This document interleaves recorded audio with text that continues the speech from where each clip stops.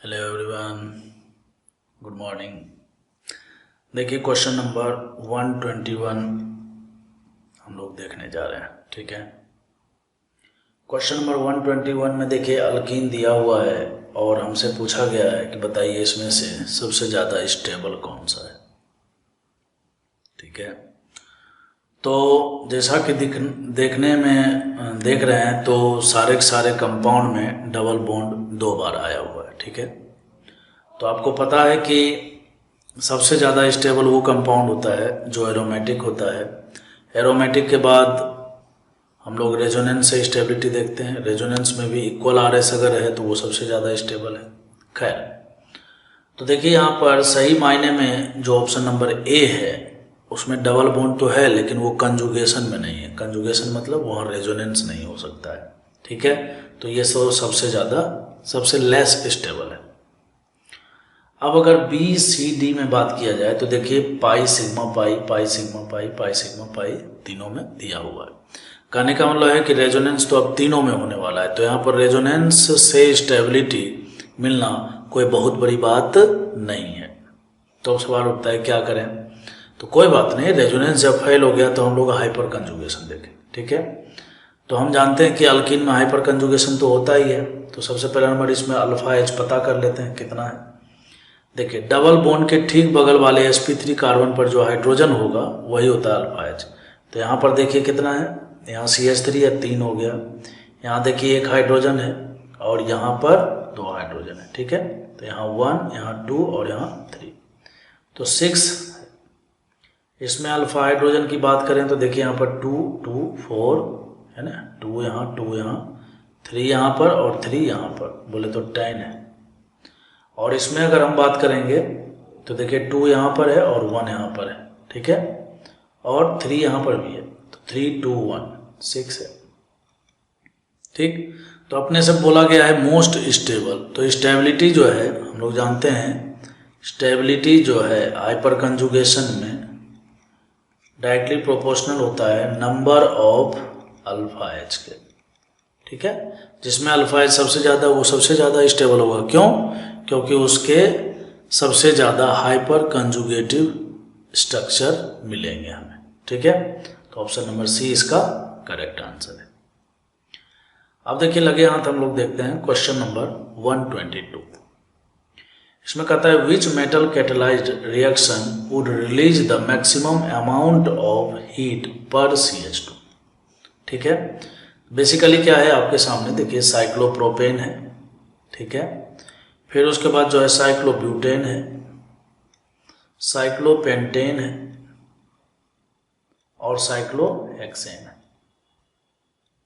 ठीक है बच्चों, हम लोग जानते हैं हीट ऑफ कंबशन जो है वो डायरेक्टली प्रोपोर्शनल होता है नंबर ऑफ कार्बन के।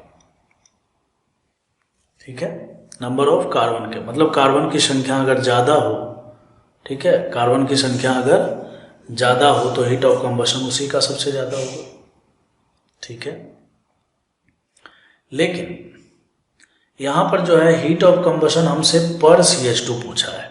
पर CH2 का मतलब हुआ कि एक CH2 के लिए आपको कंसीडर करना है, टोटल नंबर ऑफ कार्बन इसमें नहीं देखना है। ठीक है, टोटल नंबर ऑफ कार्बन नहीं देखना है। अगर हमें टोटल नंबर ऑफ कार्बन देखते तो नंबर ऑफ कार्बन पर हो जाता है। ठीक है, और अगर हमें टोटल कार्बन नहीं देखना है, पर CH2 मतलब एक CH2 के हिसाब से, कार्बन के हिसाब से अगर यहाँ पर देखा जाए तो आप जानते हो कि हीट ऑफ कंबशन जो है हम लोग क्या करते हैं, हीट ऑफ कंबशन जो है इनवर्सली प्रोपोर्शनल देखते हैं इसके स्टेबिलिटी के। ठीक है, जो सबसे ज़्यादा स्टेबल होगा उसमें सबसे कम हीट रिलीज होगा। तो आपको पता है कि ये जो साइक्लोप्रोपेन है इसमें मैक्सिमम एंगल स्ट्रेन होता है, मैक्सिमम एंगल स्ट्रेन होता है। क्यों? यहाँ पर देखिए 60 डिग्री का एंगल है और sp3 आयोडाइज के कारण 109 डिग्री होना चाहिए। ठीक है, यहाँ पर देखिए 90 डिग्री का एंगल है और होना चाहिए कितना, 109 डिग्री। यहाँ पर 108 डिग्री और इसमें तो होता तो वैसे 120 डिग्री है, लेकिन आपको पता है कि ये चेयर फॉर्म में कन्वर्ट हो जाता है ना, ये इस तरह से ये चेयर फॉर्म में कन्वर्ट हो जाता है,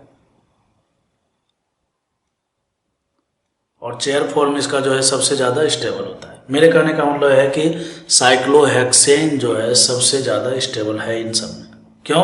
क्योंकि इसमें एंगल स्ट्रेन है ही नहीं, बिल्कुल भी नहीं, किसी भी टाइप का स्ट्रेन इसमें नहीं देखने को मिलता है। ठीक है, तो अगर हम स्टेबिलिटी की बात करें, ठीक है, स्टेबिलिटी की बात करेंगे तो इसको मैं 1 2 3 4 कर दूं तो 4 सबसे ज़्यादा, फिर 3, फिर 2 और फिर 1। तो सबसे कम स्टेबल कौन सा हुआ? 1। तो इसका मतलब हीट ऑफ कंबशन सबसे ज़्यादा इसी में मिलेगा।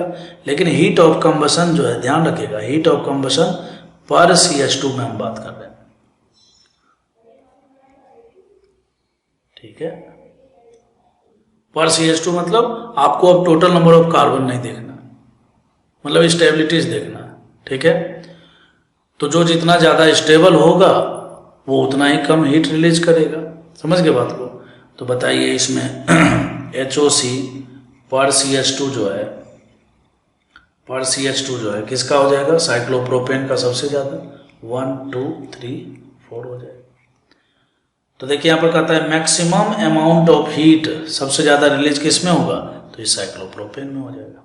ठीक है, तो इसका आंसर क्या हो जाएगा? ए।